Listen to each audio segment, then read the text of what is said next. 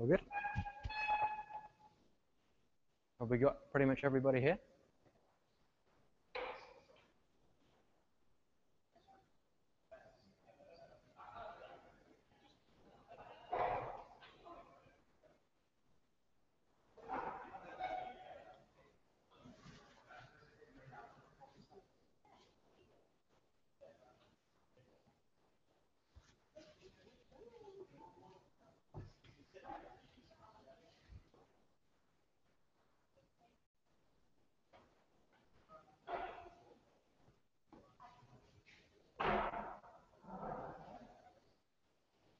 Okay, we're nearly ready to start. Sorry we're starting a little bit late, but wanted to make sure everyone got here and everyone's got a cup of coffee. We are going to be live streaming and cutting and editing the video that we're recording today. So the idea is everybody from the community will also be able to come back and learn how to make their cafetiere. And if you want to come back and review what we went through, you'll be able to see it on YouTube. So it should be nice and easy. So there's a camera over here recording what I'm saying. You're going to be moving around into shot a little bit, but just so you know, that's happening. This is Brendan. He's in charge of all that kind of stuff. Yep, all good? Yeah. Okay, am I good talking level? Cool. I'm going to be talking to you guys. We don't need to worry about that, what's going on over there. We'll just have some fun and have a chat. So today we're going to talk to you about cafetiere and brewing cafetiere, how to brew a cafetiere perfectly at home, and how to get the best results out of it. How many of you guys managed to bring a cafetiere with you today? Okay, we've got 2. We've got 7 here, so we should have plenty, so you should all be able to have a go in pairs at making a cafetiere and brewing something up, and having a taste of what we're going to brew. Today we're going to be brewing the coffee that we're currently recommending for cafetiere on the website, which is a coffee from Guatemala called Finca San Antonio, and I will tell you a little bit more about that, about the coffee itself, whilst we're doing the brew process a little bit later on. So, I guess the first thing to do is start talking about where the cafetiere came from. The cafetiere is also known as the French press, which would lead you to believe it was invented in France.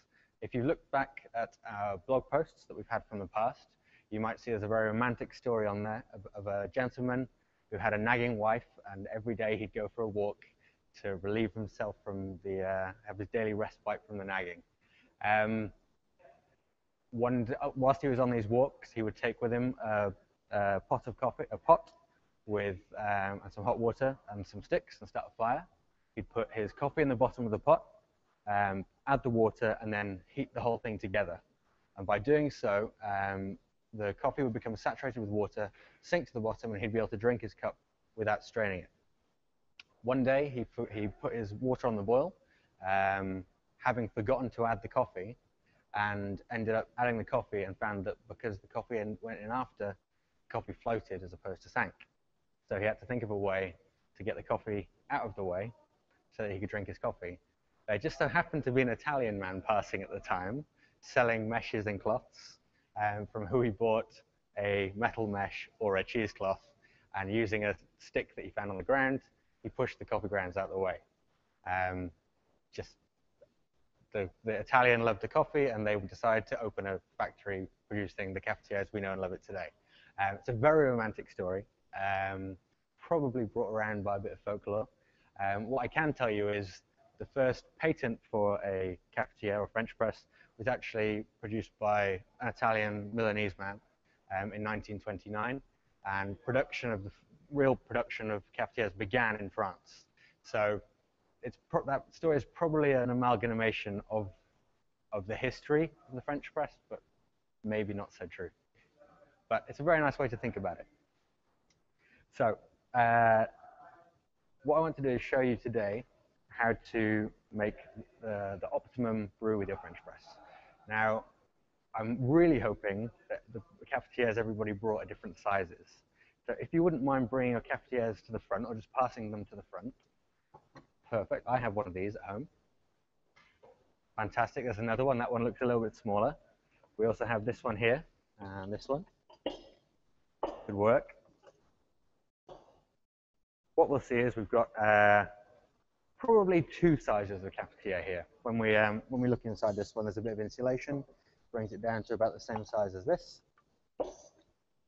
This is the normal size for kind of a 3-cup cafetiere. It's around 350 milliliters, and here these cafetieres are much more likely to brew about 1 liter of coffee. So what we're going to do is use kind of a magic ratio that we use in coffee, which is 60 grams per liter of water we're going to use. So before we start, I'm just going to check the capacity of our cafetiere. I'm going to do that by weighing the amount of water that it will hold. 1 gram of water is equivalent to 1 milliliter of water. So if we just zero our scale with a cafetiere on it, and hopefully I can reach our kettle over here. Yes, I can. So I've zeroed our scale. I'm just going to fill it with water, fill the cafetiere with water, and find out what our readout is. Now, this is all a bit too much for you to do at home if you just want to make it easy for yourself. You've got a 3-cup cafetiere, so we're hitting about 350 milliliters, which is exactly what we thought. So we know we've got 350 milliliters of water. If you do this at home, you can also make sure you're heating the right amount of water for your cafetiere, so you're not overheating, wasting energy. So then we're going to pop that back in the kettle and get that heating up. If weighing your water to work out the volume of your cafetiere is too much work, you can just look at the side. If it says it's a 3-cup, you need to use about 3 standard scoops of coffee. It's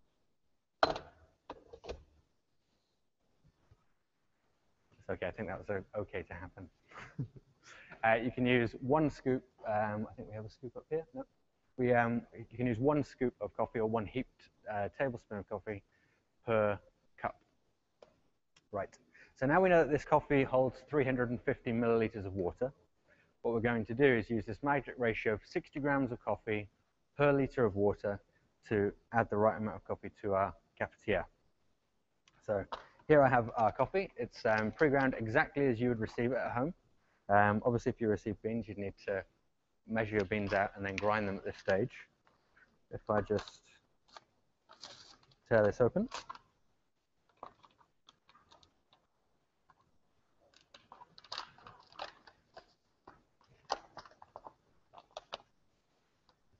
I can weigh in. So we're using 350 mils of water at 60 grams per liter. That is approximately 20 grams. I'm just going to double check.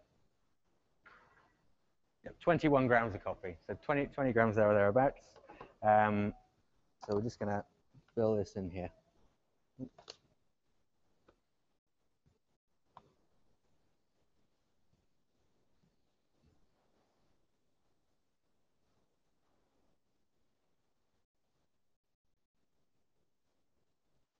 Okay, so we've got our 21 grams of coffee there.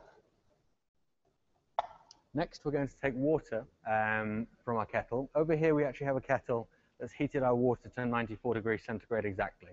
I appreciate most of you at home don't have a temperature-controlled kettle.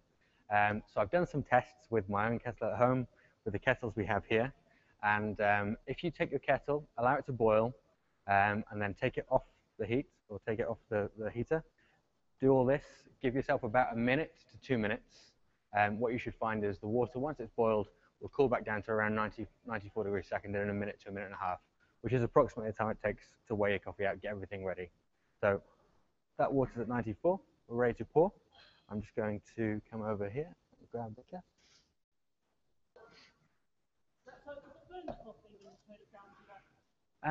It's not necessarily that it burns the coffee. When we roast coffee, we actually roast it at 200 degrees centigrade.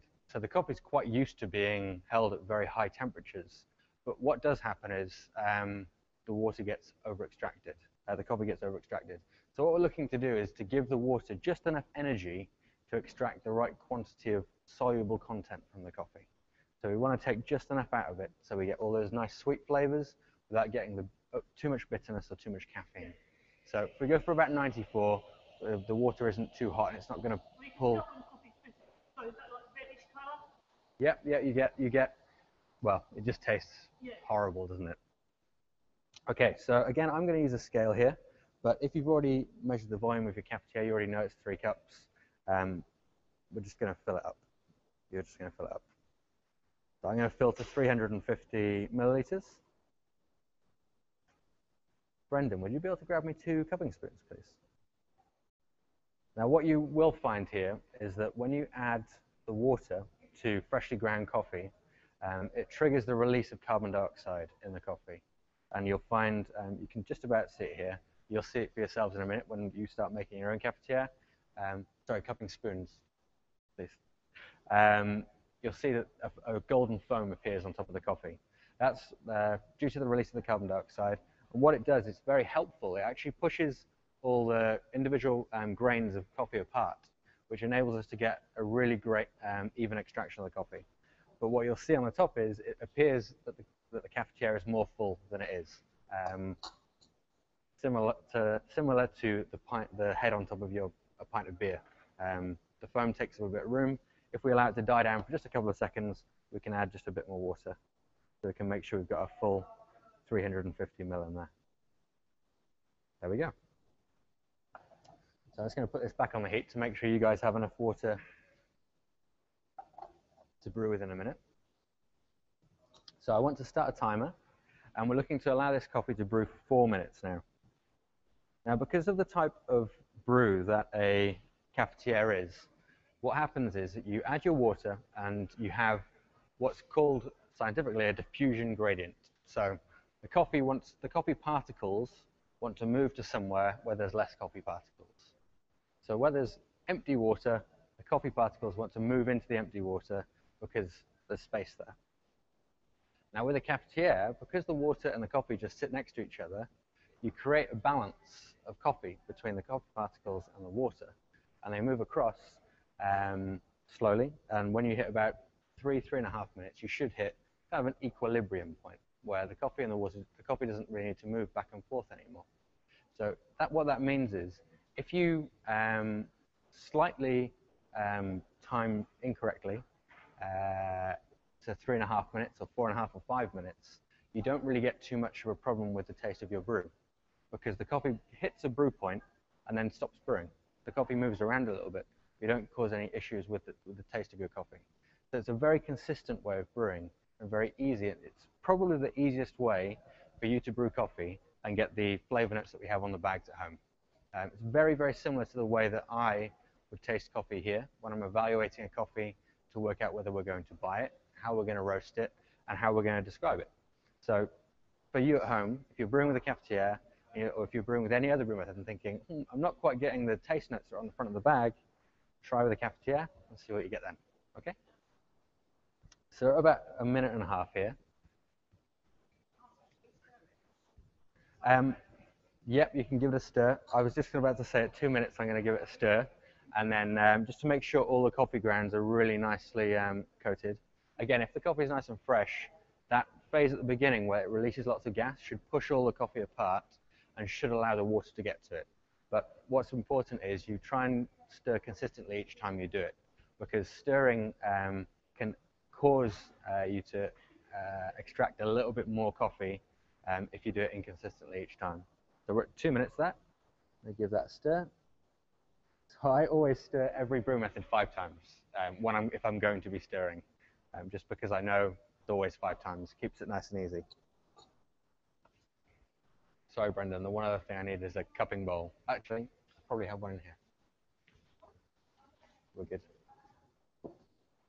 So when we get to 4 minutes, what I'm going to do, just to reduce the resistance that there is on the sieve as we plunge the coffee, I'm going to scoop the top off the coffee. And what that's also going to do is decrease that graininess you can get in the bottom of a cafetiere. I don't know if you drink a cafetiere regularly, you find that you can get some siltiness at the bottom of the cup. So just to try and get rid of a little bit of that, what we're going to do is just scoop that top off, take a couple of seconds, and that will really benefit our brew. Are there any other questions so far? Just feel free to throw anything out there.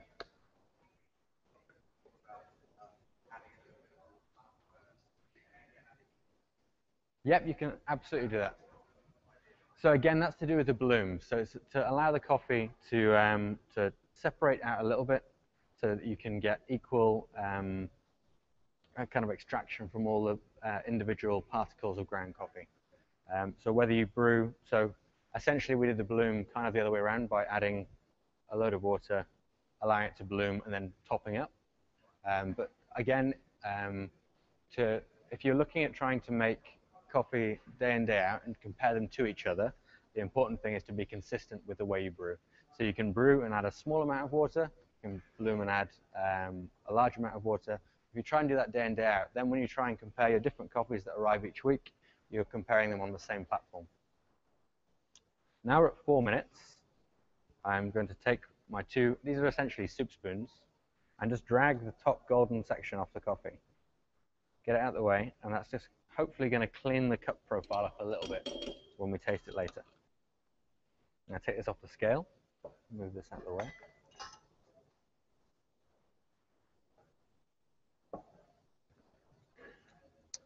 And put our plunger on the top.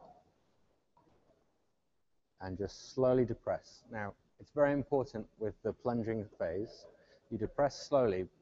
One, because if you push too quickly, you're going to create too much turbulence in the coffee, and that can aid the fines coming around the side of your sieve.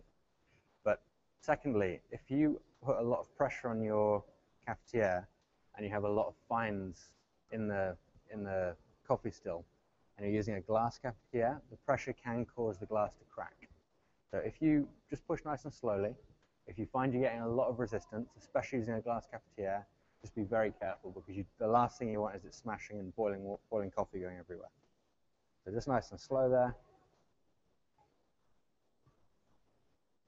And then this coffee is ready to drink. Obviously, with the coffee pushed out the way of the coffee drink, it's safe to sit it there for a little while. I would suggest getting it out and tasting it straight away, though, because what you will find is there will be a slight continual extraction. As I said earlier, once we hit that equilibrium mark, you shouldn't get too much. So this one's ready to drink. Just pour it out nicely there.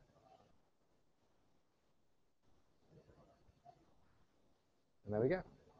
Do you want to grab that one? That's made with your cafetiere. You can have the first coffee of the day. I like these in French mugs. Yep. These are called cupping bowls. So this is, I'll show you again. This is the method we use to evaluate coffee, whether it be for buying, for testing roast profiles, or for developing taste notes. We would literally grind off 13 grams of coffee, put it in the bottom of this bowl, add water at 94 degrees centigrade, give it a stir, and allow any grinds, well, scoop the top off and any other grinds to sink to the bottom. And that's how we would evaluate coffee in the coffee industry. As I said, it's very, very similar to brewing with a cafetiere like you have today. Okay, so that's the kind of instructional bit. What's important now is that you guys all take a go at this and run through it so you remember it at home. As I said, it's going to be on video, so you'll be able to watch it back. But I guess if we've got 2 cafetieres, 9, there should be enough for one between 2. So if you don't mind pairing up, introduce yourself to someone if you haven't come with someone, and let's start making some coffee.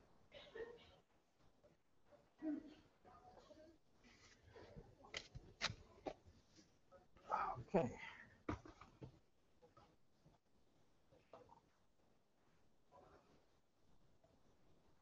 Right. Okay, so if you take a cafetiere here, and what I'd like you to do is take a bag of coffee, just tear it open. It's pre-ground, and all you need to do is take your cafetiere. These ones are 350 milliliters again, just like the one we just brewed. So that means you need 21 grams of coffee. If you weigh it here, and then pour it just over there, and we'll get some spoons on the end for you to stir with. All right. Perfect.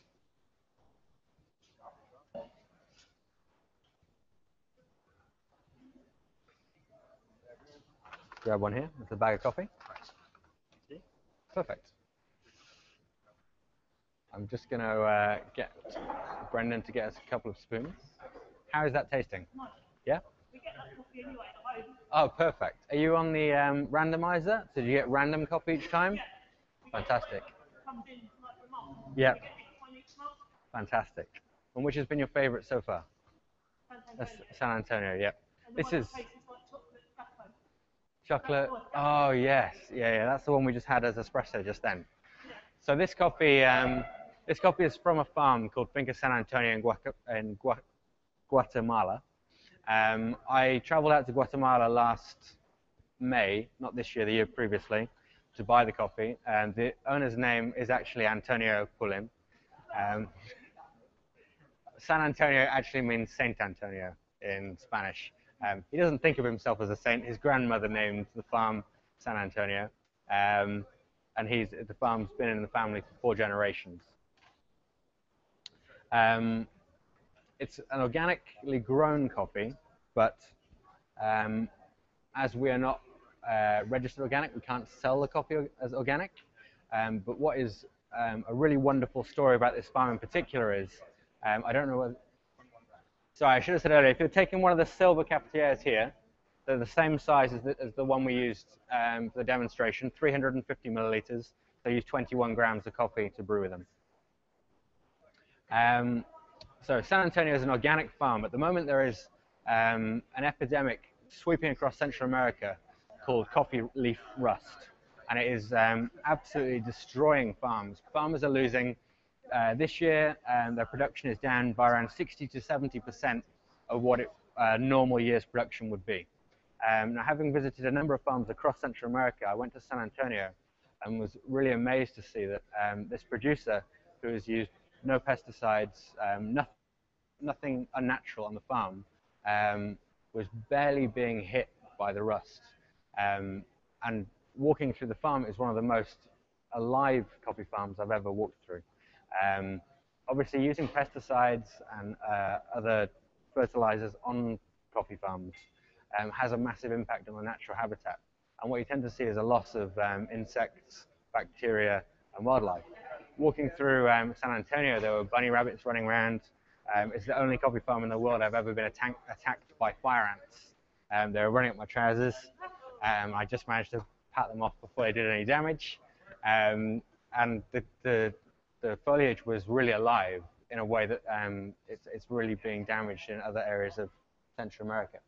So if you grab your brew and just bring it around to maybe on the coffee bar, just so we can clear some space so everyone can move through and begin brewing, and start your 4-minute timer, that would be great.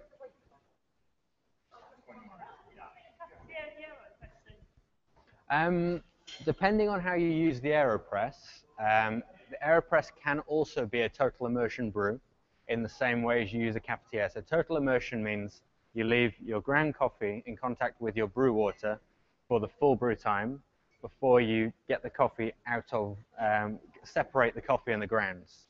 But that's depending on how you brew with your cafetiere. The advantage to using a cafetiere as a total immersion brew is you have a paper filter in it, which means you can grind significantly finer, brew slightly faster, and achieve slightly more extraction from it. So it's a nice comparison to do side by side.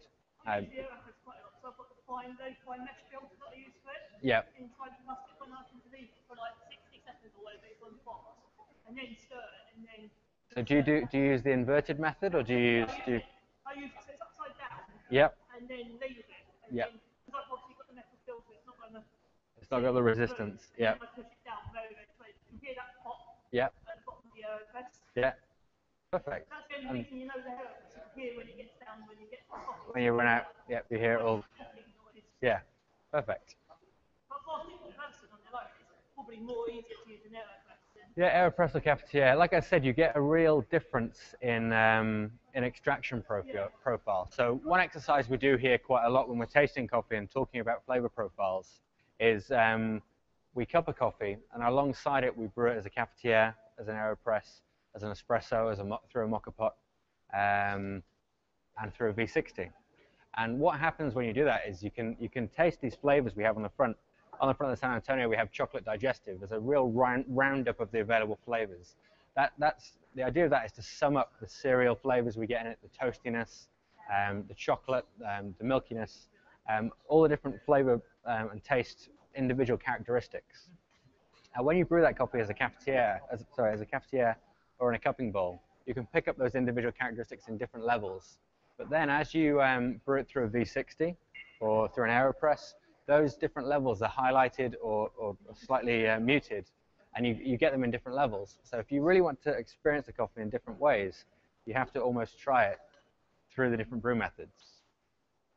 It's a little trickier to do if you have your coffee ground, but if you have it as beans, you can quite easily just try out lots of different ways of brewing it. Well, we get the patch and then we get the Sabu one as well. Yep. That's different. Obviously, again, they have all their house. You get the house blend, like the house blend, and then they choose you one. Something else. Yeah. And obviously, you guys just choose to build the band and we get whatever's done. Yeah. And that's ground anyway. Sorry, each of you have a keep cup to take away with you. When it's time to pour your coffee, grab your keep cup, crack it open. There's a bit of paper inside. Make sure you take that out. That's got plenty of information on it about the keep cup. And you can have your cup of coffee from your keep cup so you're ready to go. Do you need 2? Just perfect. Absolutely, help yourself.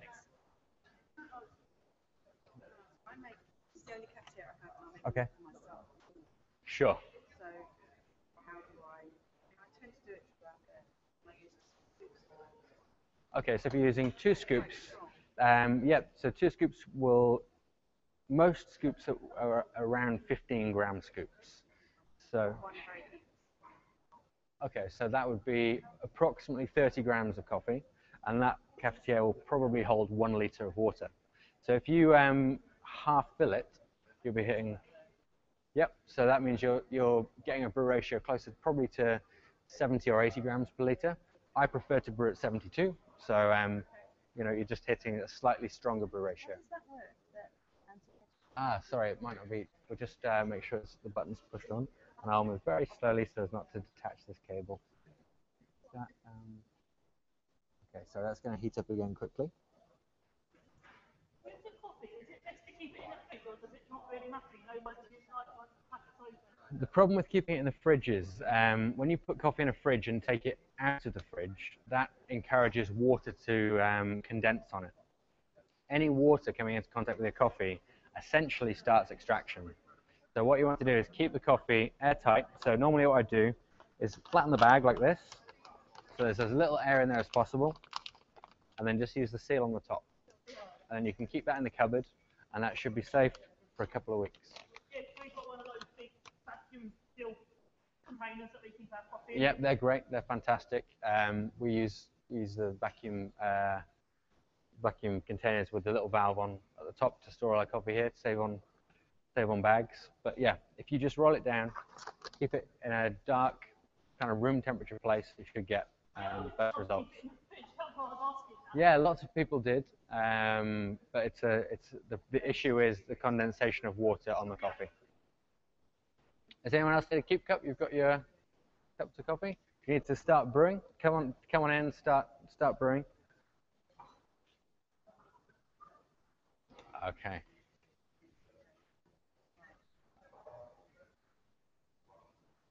If I can ask, if you've got your coffee poured and your timing, if you could maybe head over to the coffee bar just so everybody can get in and weigh their coffee and begin brewing it, that would be great. And warm it up. So this is essentially we did that whilst we were brewing. I just didn't really necessarily talk about it. Sorry, the question was, do I ever heat my pot? So if we use partially warm water to check the volume of the pot, then we know that it's going to heat up. We can pour the water back in the kettle to make sure it's fully hot before we brew. But with these ones, they're slightly insulated with the glass. Heating the glass in advance is going to have a slight impact. The most important thing is to sit your top on your cafetiere before you start, whilst you're waiting to begin plunging it, because that will retain a lot more heat than preheating it. So if you put a lid on, it's like putting a hat on. Make sure you keep that nice and hot. Dive in, grab your bag of coffee, you've got your cafetiere, and start brewing. Will we get to brew? I'm actually good. Yeah? You okay? Yeah, no, I just came off For the chat and have a look around. Cool. Have you got your keep cup? No. Take one of those. Sorry, I think Brendan's just bringing some more through.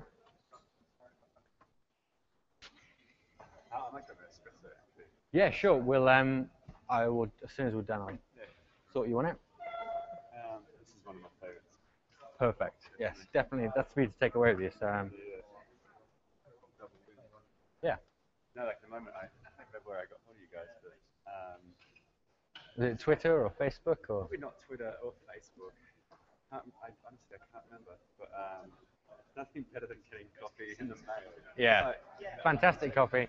I got home last night from work and my subscription arrived. And bearing in mind I drink the coffee all day, I'm head of coffee. My job is just to make sure the coffee tastes great. I got my envelope and I'm on randomizer, so I don't know what coffee I'm going to get. And I was opening the envelope, really excited about the coffee I was going to get. It was that new Ethiopian Sidamo, and I was really excited about that. I had this download, yeah. It's really exciting. That's one of my favourites now. You never know each time when it comes to Exactly. coffee you're going to get. Yeah. I think that's nice. I don't like Sometimes surprises. game. Yeah. Even for me, who's here every day, drinking the coffee every day, it's still a really nice surprise to open it and not know what I'm going to get. I really enjoy it. I love my coffee bits. I love coffee stuff. Every time I go to France, I can't drink French coffee. Yeah. Because I know the French don't drink tea that much. Nah. And it's a bit weak. Yeah.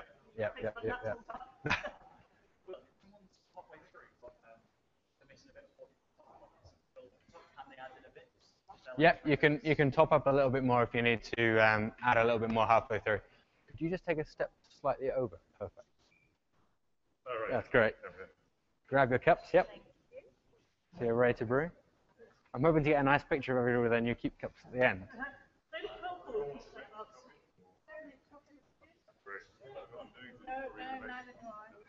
There you go. If you need any more, if you need to ask any questions, perfect, yep.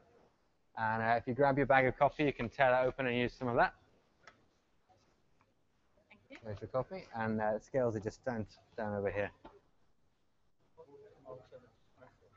Alternative method, okay.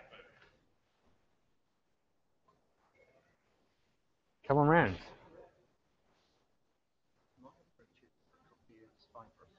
So it has a lot of air trapped. Yep.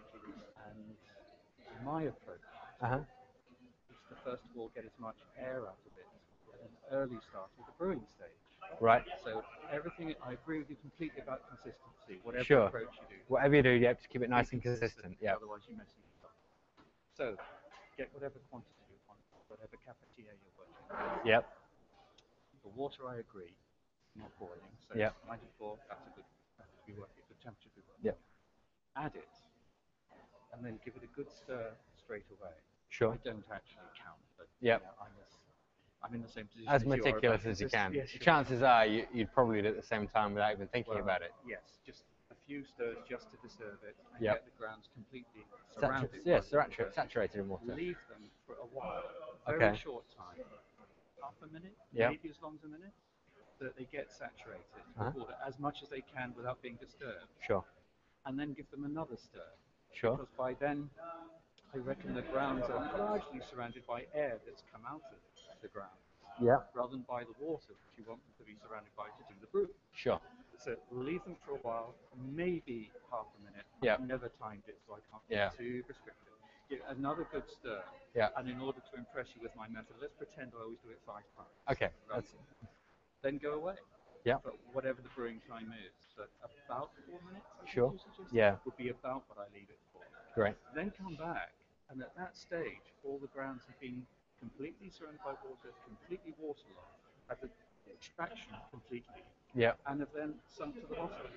So you don't need any pressure at all then to depress push the it, plunger. yeah. Little finger should do it. Yeah. Anything more, you haven't done it right. Right. So the plunger is just there to separate the grounds when you get to the pouring stage, Yeah. and then pour. Right, it sounds like a great method to me. I'll have to give it a go. It sounds very similar to what we do with our cupping bowls. Okay. So with our cupping bowls, we essentially most of the solids settle out, and we just scoop off Yep. the top. Yep. But the extraction time would generally be a little bit longer Okay. with a cupping bowl because we do a table with 100 cupping bowls on it. It's actually a lower effective temperature. Yeah. You don't have a lid on it. Exactly.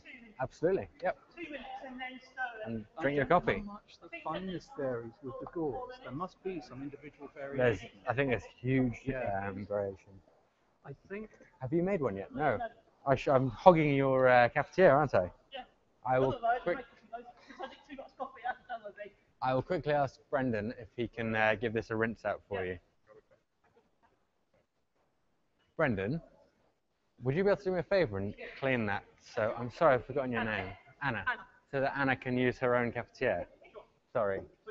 Yeah, just check the coffee out. Sorry, Anna. That's all right. I didn't realise that you could get ground down beans. Yeah, we can do ground or beans, however you prefer it. No, Mum didn't realise that you could get ground or beans.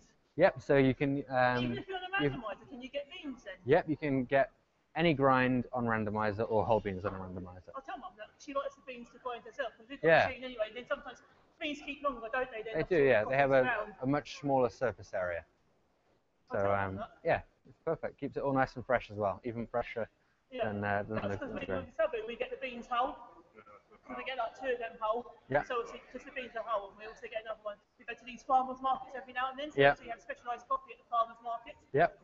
I like the keep up. Yeah. Have you got one? No, I'll get one. No, take one of those. Yep. Perfect. Have you taken a keep cup? I snuffled one already. Yeah. Perfect. I think that the vesicle probably finer than many, so that reduces the mud problem. Definitely. So Definitely. I've never actually, nice idea, but I've never done that. Yeah. But It's I think with the finer doors, it probably just yeah. doing anything. Yeah. And Alessi makes absolutely beautiful cafetieres. I really wanted to buy some Alessi for the office, but the price was just crazy. I noticed a thing back and forth about fridge or not fridge. Yes. And I think you put on a really good thing there this morning. That I've not entered into that discussion because I wanted to see what people already said, what I wanted Sure. to say anyhow. But your big thing about pinching the air out is the big thing to do. Yeah. Make sure you squeeze it all out. Keeping something long term, I say, Yeah. freezer works fine. Where Okay. the problem really arises, if it's in and out, if you're keeping your work Yeah. on top, so it's in and out maybe a couple of times a day, Yeah, I guess. getting the air. Yeah. What I do is if I'm keeping something longer term, I get two 250-gram packs. Yeah. The one I'm not working with straight away goes in the freezer. Yep. The one I Sealed. am working with, absolutely, Yep. unopened. Yep. The one I am working with, then it's kept at room temperature with a dark drawer Yeah. in a pack like yours, but with the air squeezed out. Yeah.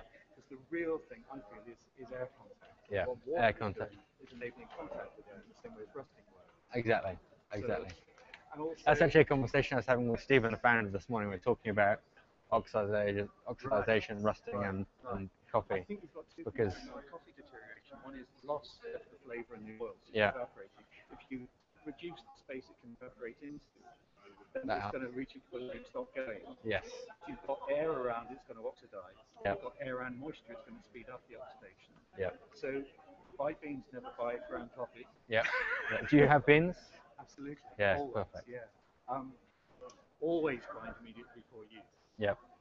One thing, you get so much of the pleasure through the aroma that's released when you grind anyway. Yeah. So your nuts and great stuff. Oh, yep. We'll get on that now.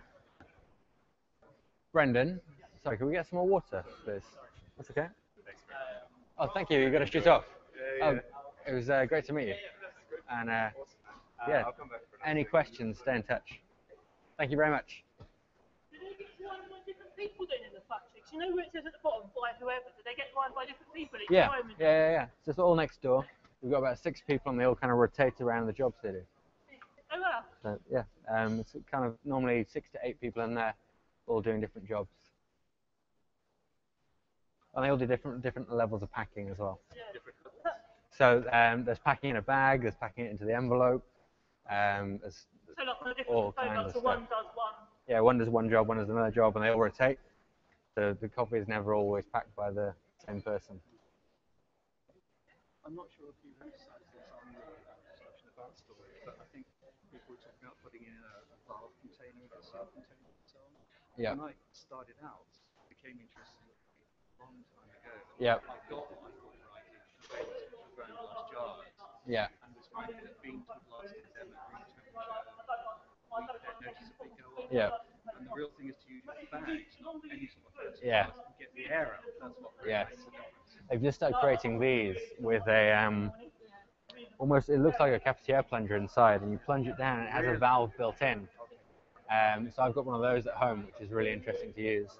These are great. I mean, in my experience, if you're getting through this as beans in a week, it's really super fresh because it's roasted so fresh before we ship it. That's the key difference. The roasting within 7 days before we ship it. Soon we're going to be roasting next door, and that time, although the promise will remain 7 days, the roasted boar is going to just reduce. I think that sometimes ideas about storing, ideas about making coffee get mixed up a little bit. Definitely. Like the guy who asked from the audience this morning about pre-damping the coffee. Yeah. That's really a filter paper thing that we Yeah. do. Yeah. If you pre-damp it, that's a little bit like an alternative to the method that hosts right. Exactly. Yeah. Exactly. So I think what people lose track of is why they're doing things. Yes. And bits of information come down, this is the way to do it. Yeah. Oh, I'll do it that way.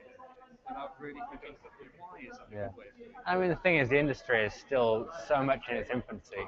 We're still learning what things to do when and with which methods to use them, and it requires a lot of feedback from lots of different people to work out what really is best. Because there's a very small group of individuals in the specialty coffee industry that make decisions that can impact everybody's enjoyment. In actual fact, what we need to work out is what we can do to change things and what people want to do at home that actually increase everybody's enjoyment.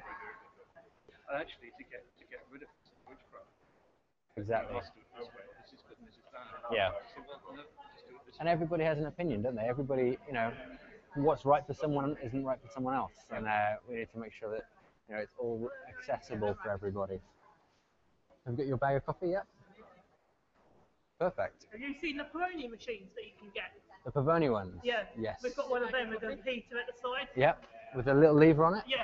A Fantastic. little Peroni one. Yeah? They're good. They're well cool to do. Have you got your water No, yet? not No. No, we've got to. You put the other kettle on. Okay. So long as it's on, that's the most important thing. Okay, so if you guys want to gather back over here, I'm just going to talk you through a little bit. I guess I've already spoken through the flavor notes that I get from the coffee. What I'd like to know is once you've started tasting your coffee, whether you're getting those notes. So if you've started drinking a cup of coffee, obviously we have chocolate digestive written on the front of the bag, but if you can give me some feedback and let me know what kind of flavors you're getting from the coffee, that's really helpful for me. And it's actually going to impact the way that we describe coffee going forward.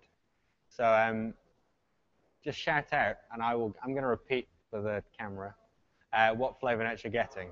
So has anyone got any opinions? Orangey, yep. Yep, so on the flavor notes for this coffee, I got on the flavor notes I got for this coffee, I think in the description it says we have a mild orange acidity. So yep, we're definitely getting orange in there. Slightly nutty, yep. So that again falls into the category next to cereals. So yep, definitely nutty flavors going on in there. Anybody else? Any chocolatiness? Toasted cereals, anything? Might be a chocolate spread. Like Nutella or like chocolate spread? No, it's not Nutella. So the hazelnut kind of hazelnut flavors that they've got going on in there. That's cool. I can see sort of cereals. Yep. I can't see chocolate. Okay. So like I said, this is going to differentiate different flavors and tastes get highlighted in different brew methods. Cafetiere is closest to what we do with brewing in a cupping bowl, but it's still not quite perfectly there. Are there any other questions you guys have thought out whilst you're brewing? I was interested in what you said about like the cup and bowl, like when you taste them. Is that like the gold standard method? Like why? So it's not necessarily that the method is gold standard or that it is better than any other method. The advantage to it is very easily repeatable anywhere in the world. So cupping is a way of analyzing a coffee's flavor and taste and its quality, whether you are on a farm in the middle of Honduras, where all you have to hand is hot water, a bowl and a spoon and a grinder, or if you're in a technical environment like we're in today, where we have bowls and we have any number of brew methods on easily accessible. The other advantage to brewing in a cupping bowl is when I'm in a buying situation, I would generally taste on a table of coffee 10 to 12 coffees, and each one of those coffees we would taste 5 to 6 bowls of. So if we're tasting 10 coffees and we're tasting six different cups of each coffee, we have to brew 60 coffees individually. It's very important that each cup is individual, not from one giant brew. Because what we want to do is evaluate the consistency of the coffee and work out statistically how likely it is that there's going to be a defect in that coffee. So if we were to try and brew 60 AeroPresses in one go consistently, we'd really struggle. Whereas if we're just grinding 13 grams of coffee into each bowl and pouring hot water on them and giving them a stir, it's a lot easier and a lot more consistent. So really, it's not necessarily that the brew is the best, it's actually that it's the most convenient and easiest to repeat and consistent overall. Any other questions? Presumably the longer you leave the coffee, like if you like the coffee stronger, the longer you leave it, the stronger it will be. So with a cafetiere, you reach this equilibrium point that I was talking about earlier on, where it doesn't actually tend to brew so much coffee into the coffee itself. If you're using a method like a filter, a V60 Chemex, where you're pouring fresh hot water over, and you pour more hot water over, that happens, and you brew more out. But if you're using something with a set volume of water and a set volume of coffee, so long as you stick vaguely to your brew time, you should achieve a fairly standardized extraction based on your grind size.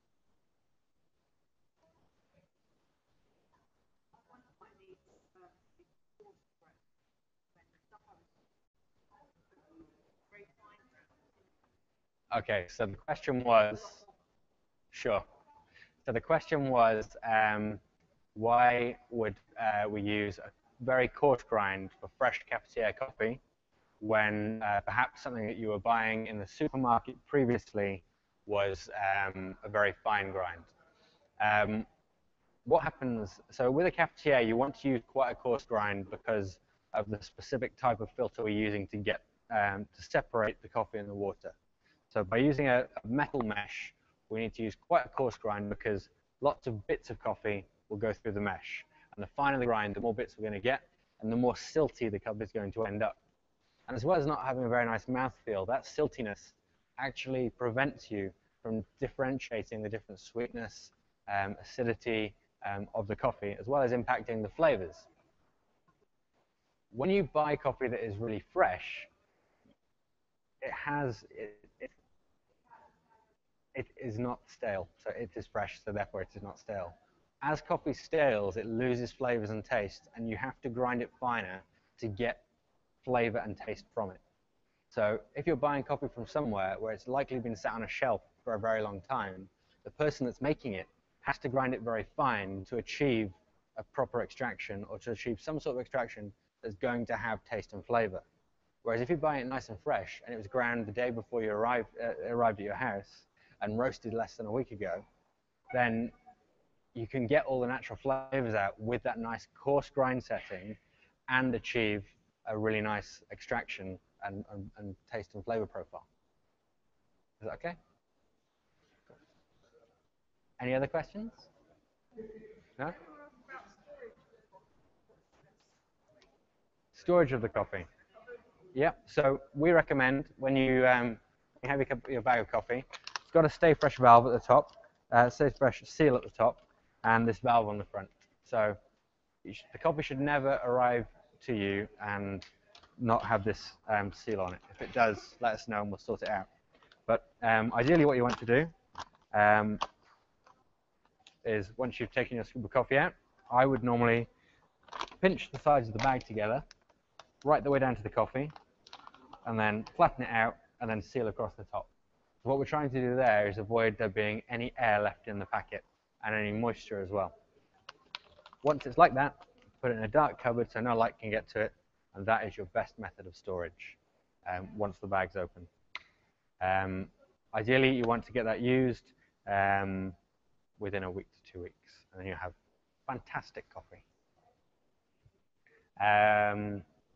Oh, this is just a quick note to remind me to tell you guys that we have an espresso class on the 4th of September, and on the 17th of September, we'll be having an AeroPress event. So we're trying to cover all the different brew methods we're doing have a bit of video for everybody so you can learn how to use them at home, and lots of different tasting.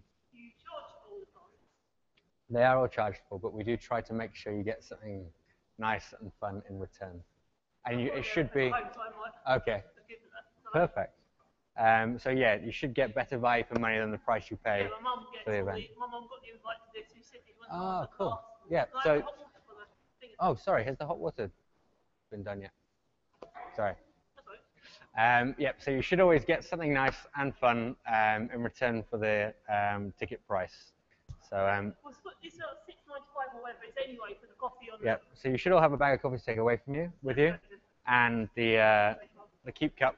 They're all to take away and enjoy and help start saving the universe.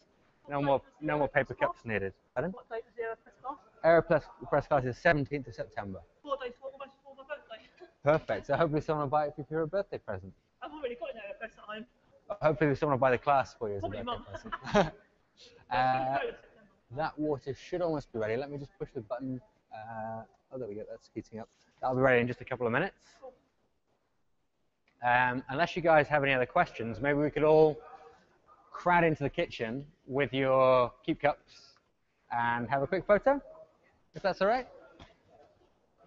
I'm going to get one out of a box so I can have a picture with one as well.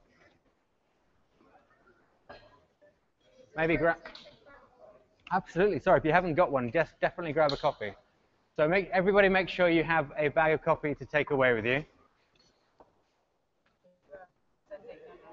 Did you say 89? Yeah, I think we're going to tweet it. Pardon? Did you say 89? 94. 89 at the moment. It'll be heating up. Don't worry. It shouldn't take too long.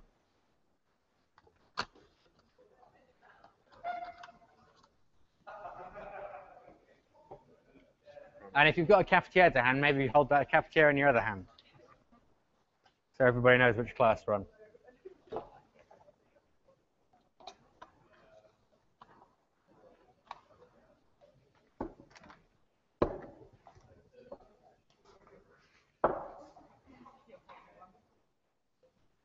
Oh, perfect. Right, is everybody in? Everyone look up here and smile at the camera. Yep, and say cafetiere. Cafetiere. Perfect. Thank you very much.